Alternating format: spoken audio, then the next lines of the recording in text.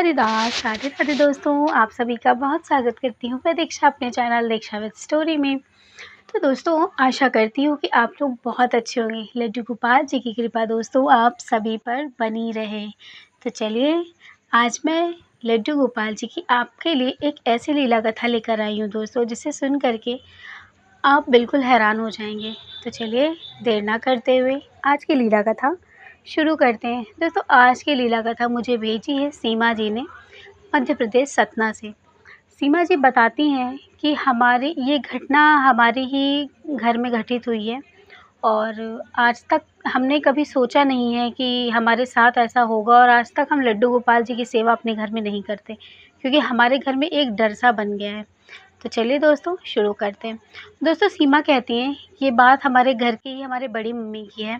हमारी बड़ी मम्मी बहुत ही अच्छी, बहुत ही एक नेक दिल की थी, बहुत अच्छी थी, आप ये कह लीजिए। हम सबको वो अपनी बेटी की तरह ही मानती थी। वो अपनी बेटियों को कम, लेकिन हमें बहुत ज़्यादा मानती थी। दोस्तों, उनकी 2 बेटियाँ थीं। दोनों बेटियाँ बहुत ही अच्छी थीं, वो भी बहुत ही अपनी मम्मी की तरह ही थीं, यानी कि उनकी बड़ी मम्मी की तरह थीं। सीमा कहती हैं कि बहुत ही अच्छी उनकी ज़िंदगी थी। उनके जो पापा थे वो ट्रक वग़ैरह चलाया करते थे, तो इस तरह से उनका जीवन यापन बहुत ही अच्छे से हो रहा था।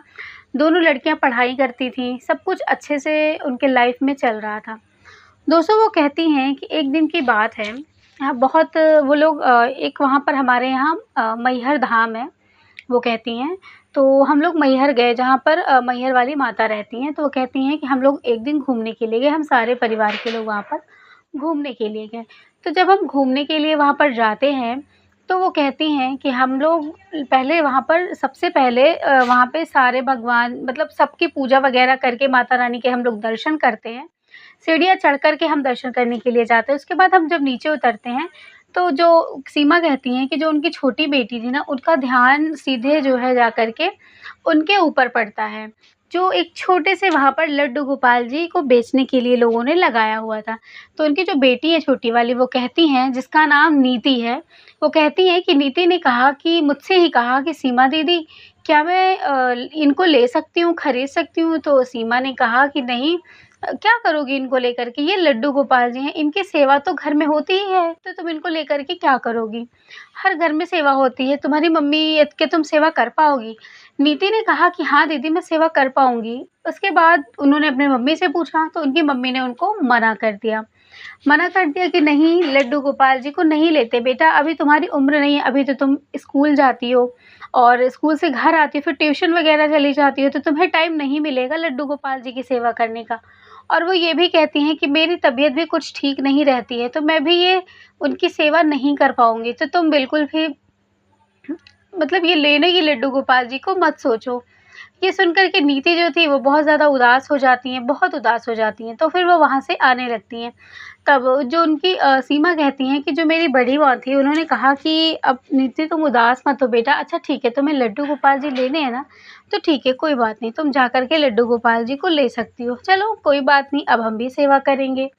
ये कह कर के नीति सुन कर के बहुत ज़्यादा खुश हो जाती हैं, और वो तुरंत लड्डू गोपाल जी को लेने के लिए वहाँ पर उसी दुकान पर वापस जाती हैं। वो जाती हैं वहाँ से लड्डू गोपाल जी को वो का विग्रह वो खरीद लेती हैं। खरीदने के बाद वो अपने घर लेकर के आती हैं। जब वो अपने घर लेकर के आती हैं, तो बहुत ही अच्छे से उनकी पूजा वगैरह जैसे स्थापना के लिए की जाती है, वो उन्होंने सारा कुछ वैसे ही किया। लड्डू गोपाल जी की स्थापना हो गई घर में। अब लड्डू गोपाल जी को भोग लगाया जाने लगा, उनकी सेवा होने लगी, उनकी हर हर वक़्त उनकी सेवा की जाती, आठों पहर उनको भोग लगाया जाता। सब कुछ बहुत अच्छे से चल रहा था। उसके बाद एक दिन अचानक से उनकी जो मम्मी हैं, उनको उनके मतलब उनका पूरा एक अंग ना उनको ना कहते हैं कि फ़ालिश मार दिया था। यानी कि उन्होंने बताया कि पैरालाइज़ मतलब हो गया था उनका पूरा शरीर, आधा अंग। तो जब ये चीज़ हुई, हफ़्ते ही भर हुए थे, तो उनका एक अंग पूरा लकवा मार गया, आप जान लीजिए। तो जब ऐसा हो गया था, तो बहुत ज़्यादा सारे घरवाले दुखी हुए। उनके पापा को पता चला, वो जो कि एक ट्रक ड्राइवर है, तो वो आते हैं, उनको पता चलता है कि उनकी पत्नी को ऐसा हो गया है, बच्चे बताते हैं, तो वो आते हैं। फिर उनकी दवाइयाँ वग़ैरह होती हैं, लेकिन ठीक नहीं होती हैं, वो फिर वो बिस्तर में पड़ जाती हैं। तो उनकी जो बेटी थी, बड़ी बेटी थी, वो तो पढ़ाई छोड़ दी थी, लेकिन छोटी बेटी ने भी पढ़ाई छोड़ दिया था, क्योंकि वो दोनों माँ की सेवा में हमेशा लगा रह लगी मतलब रहा करती थी। तो जो कि उनकी मम्मी बोल नहीं पाती थी, लेकिन उनका इशारा ये होता था, तुम स्कूल जाया करो, लड्डू गोपाल जी को रख दो, उनकी भी सेवा करो, लेकिन स्कूल जाओ। लेकिन वो कहती है नीति कि मैं स्कूल नहीं, मतलब स्कूल नहीं जाना चाहती थी। सीमा कहती है कि जब मेरी बड़ी माँ को ऐसा हुआ तो मुझे इस चीज़ का बहुत दुःख हुआ कि मेरी बड़ी माँ इतनी अच्छी है और हमेशा अच्छे लोगों के साथ ही ऐसा क्यों होता है। काफ़ी दवाइयाँ कराने के बाद, बहुत सारी मन्नतें माँगने के बाद भी मेरी बड़ी माँ बिल्कुल नहीं ठीक हुई, और एक दिन ऐसा आया कि हमारी बड़ी माँ हम लोगों को छोड़ कर के चली गईं। ये बहुत ही दुखद घटना उनके साथ घटी। सीमा कहती हैं कि नीति और जो उनकी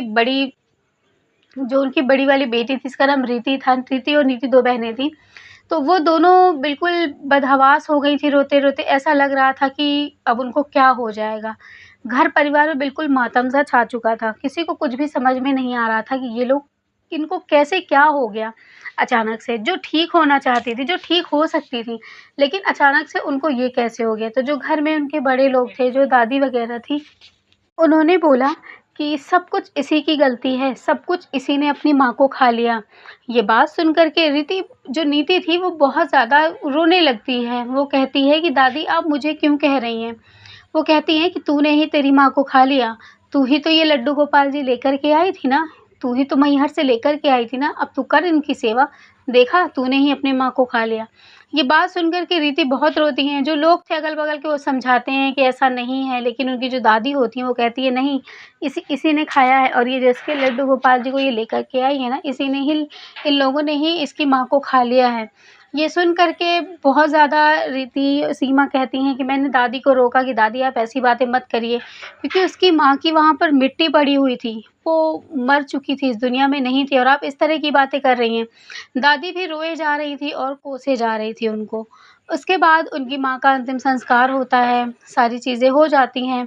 10 से 12 दिन भी बीत जाते हैं, 13वीं भी खत्म हो जाती है। उसके बाद उनके घर में लड्डू गोपाल जी वैसे के वैसे ही बैठे हुए थे। सीमा कहती हैं कि जब 13 दिन बीत जाते हैं, सब कुछ घर में सही हो जाता है, नॉर्मल हो जाता है, तो रीति एक दिन अपने वहीं पर जाकर के गोपाल जी से पूछती हैं कि क्या गोपाल जी, आपने मेरी माँ को सच में खा लिया? ये सुन कर के जो उनकी बड़ी बहन होती हैं रीति, वो कहती हैं कि ऐसा नहीं बोलते, भगवान ने कुछ नहीं किया है। माँ को अगर जाना था तो माँ चली गई, माँ को इस दुनिया में इतने दिन के लिए ही आई थी, ये ऐसा मत बोलो। लेकिन जो नीति रहती है वो कहती है कि दीदी, आपसे मैं बात नहीं कर रही हूँ, मैं आज इनसे बात कर रही हूँ। मैंने आपको यहाँ पर, मैं आपको लेकर के आई, मेरी माँ के साथ इतना बड़ा हादसा हो गया। मेरी माँ ठीक भी हो सकती थी, लेकिन आपने उनको ठीक नहीं किया। तो अगर आपको यही करना था तो आप मेरे घर क्यों आए? आपको सारे लोग कह रहे हैं कि आपकी वज़ह से ही ये सब हो रहा है, आपकी वज़ह से ही मेरी माँ मर गई। ये सुन कर के पूरे घर वाले बिल्कुल हैरान थे कि नीति आज कैसी बात कर रही है लड्डू गोपाल जी से, और रो-रो कर वो चीख-चीख कर कह रही थी कि आपकी ही वज़ह से ये सब हुआ है, आप ही मेरी माँ के मारने के लिए गुनहगार हैं। आज से मैं आपकी सेवा कभी नहीं करूँगी, मैं आपसे बहुत प्यार करती थी, लेकिन मैं आज से आपकी सेवा नहीं करूँगी। ये कह कर के वो खूब रोती हैं और लड्डू गोपाल जी को उठा कर के, दोस्तों, वहीं पर उनके यहाँ एक नदी है, और वो उसी नदी में लड्डू गोपाल जी को फेंक कर के वो चली आती है। सीमा कहती हैं कि सारे लोगों को रोका गया, कि मतलब सारे लोग रोकने लगे उसको कि मत जाओ, ऐसा मत करो बेटा। लेकिन वो बिल्कुल भी नहीं मानी, वो जब तक वो पहुँच कर के पानी में लड्डू गोपाल जी को फेंक चुकी थी। उसके बाद वो वहीं पर बैठ कर के वो खूब रोई, खूब रोई। उसके बाद वो कही कि मैं आज से आपकी पूजा कभी नहीं करूँगी, मैं आपको कभी देखूँगी भी नहीं, क्योंकि आपने मेरी माँ को खा लिया। क्योंकि मैंने भी अपनी माँ को खा लिया, क्योंकि मेरे ऊपर इल्ज़ाम यही लगता है कि मैंने अपनी माँ को खा लिया। ना मैं आपको लेकर आती, ना आज मेरी माँ के साथ ऐसा होता। सच कहते हैं लोग कि लड्डू गोपाल जी हर घर में नहीं सहते, जिस घर में नहीं सहते उनको नहीं लाना चाहिए। आपने मेरी माँ को खा लिया। ये बात सुन कर के सीमा कहती है, मैं बिल्कुल हैरान रह गई कि इतनी छोटी बच्ची जो भी 7th क्लास में पढ़ती है, वो इतनी बड़ी-बड़ी बातें कर रही है, वो भी लड्डू गोपाल जी से। मैंने उसे बहुत समझाया कि बेटा ऐसे नहीं बोलते, लेकिन उसने बिल्कुल भी नहीं मानी। उसने कहा कि मुझसे कोई मतलब नहीं है, आज से मैं किसी से बात नहीं करूँगी। फिर वो बहुत ज़्यादा गुस्सा हो गई। उसके बाद सीमा कहती हैं कि उसको बहुत समझाया गया कि उसको मतलब वो अपने ऊपर ये इल्ज़ाम ना ले। दादी तो गुस्से में कह दी थी, क्योंकि उस समय वो हालात ही हो गए थे। लेकिन वो कहती है कि नहीं, मैंने ही अपनी माँ को खाया है, और मैंने ही अब लड्डू गोपाल ने मेरी माँ को खा लिया है। वो मतलब बहुत ज़्यादा डिस्टर्ब हो गई थी, बहुत ज़्यादा दुखी हो गई थी। बहुत समझाया गया लेकिन वो समझ में नहीं आया उसको। मतलब वो ऐसे ही चुपचाप बैठी रहती, ना पढ़ाई करती, ना कुछ भी करती। बस अपनी माँ की फ़ोटो को लिए बैठी रहती और वो रोते हुए बस यही कहती कि सब मेरी वज़ह से हुआ है माँ, मैंने आपको मार डाला। क्योंकि मुझे सब यही बात कहते हैं। ये बात सुन कर के सीमा कहती हैं कि मेरी भी आँखों में आँसू आ जाते हैं सुन के। वो कहती है कि लड्डू गोपाल जी को उसने फेंक दिया और वो आज भी वैसे ही अपने माँ के फ़ोटो के आगे रोया करती है कभी-कभी जा कर के और यही कहती है कि माँ मैंने आपको खा लिया, ना मैं लड्डू गोपाल जी को घर में लेकर आती, ना ये सब चीज़ होती। और तो दोस्तों सीमा कहती हैं कि फिर उस दिन के बाद से आज का दिन है, ये घटना बीते हमारे यहाँ 2 साल हो चुके हैं। वो कहती हैं कि आज तक हमारे घर में किसी की हिम्मत नहीं पड़ी कि कोई लड्डू गोपाल जी के विग्रह को लेकर आए, सबको यही डर लगा रहता है कि कहीं नीति की मम्मी की तरह हम सबका भी हाल ना हो जाए। उस वो कहती हैं कि इसीलिए हमने लड्डू गोपाल जी को दोबारा नहीं लेकर आया अपने घर में, ना ही हमारे पूरे परिवार में कोई लड्डू गोपाल जी को रखता है। सब हमारे यहाँ यही कहते हैं कि हमारे यहाँ लड्डू गोपाल जी नहीं फलते हैं। तो दोस्तों जब सीमा जी ने मुझे ये घटना बताई कि हमारे यहाँ दीदी ऐसा-ऐसा हुआ है, तो मुझे इस बात पर देखिए मैं आपको दोस्तों बताऊँ कि मुझे ना ये चीज़ नहीं अच्छी लगी कि भगवान ऐसा करेंगे, भगवान कभी ऐसा कर ही नहीं सकते। जिन्होंने ये सृष्टि बनाई, जिन्होंने हमें बनाया, जिन्होंने सारी चीज़ें बनाई, आज वो खुद ऐसा कैसे कर सकते हैं? हम और आपकी बस ये एक धारणा है मन में कि ऐसी चीज़ें हो जाती हैं, बाकी ऐसा कुछ नहीं है। मरना पहले से ही हमारा निहित होता है कि हमें कब मरना है और कब पैदा होता है। जन्म और मरण दोस्तों, ये पहले से ही निहित करके भगवान हमें इस धरती पर भेजते हैं, ठीक है? इसमें किसी का कुछ भी नहीं होता, किसी को हम ब्लेम नहीं कर सकते कि आपकी वजह से ही ये हुआ है और वो भी इंसान तो नहीं, लोगों ने भगवान के ऊपर भी ब्लेम लगा दिया कि भगवान की वजह से हुआ है। तो सीमा ने कहा कि मैंने नीति और रीति दोनों को बहुत समझाया लेकिन वो दोनों बच्चियाँ, लड़कियाँ मेरी बहनें ही हैं लेकिन आज भी वो समझने के लिए तैयार नहीं हैं बिल्कुल भी। आज भी वो अपनी माँ को याद करके यही कह कर के रोती हैं और वो कहती हैं कि इसलिए हमने लड्डू गोपाल जी को भी अपने घर में नहीं लेकर आया है और शायद कभी ला भी नहीं पाऊँगी क्योंकि यही डर हमेशा लगा रहेगा तो हम लड्डू गोपाल जी की सेवा कैसे करेंगे? फिर मैंने उनसे कहा कि देखिए ये सब एक मिथ्या है और कुछ नहीं है, बाकी सब लड्डू गोपाल ही जाने कि ऐसा क्यों हुआ, क्या हुआ। तो दोस्तों आज की थी ये लीला कथा, बहुत छोटी-सी थी, आप लोगों को कैसी लगी मुझे ज़रूर बताइएगा और चैनल को सब्सक्राइब करके वीडियो को लाइक ज़रूर कीजिएगा, शेयर कर दीजिएगा अगर स्टोरी अच्छी लग रही है तो और आपके पास भी लड्डू गोपाल जी से जुड़ी कोई भी चमत्कारी घटना हो, तो आप मेरे साथ शेयर कर सकते हैं। मेरे इंस्टाग्राम आईडी पर जाइए, मैंने डिस्क्रिप्शन बॉक्स में दे रखी है, आप जा कर के क्लिक करेंगे तो आप डायरेक्ट मेरे इंस्टाग्राम आईडी पर पहुँच जाएँगे और वहाँ पे आप मुझे फ़ॉलो करिए और अपनी स्टोरी मुझे लिख भेजिए। तो चलिए मिलूँगी लड्डू गोपाल जी की नई लीला कथा के साथ, तब तक के लिए राधे राधे, जय श्री कृष्णा।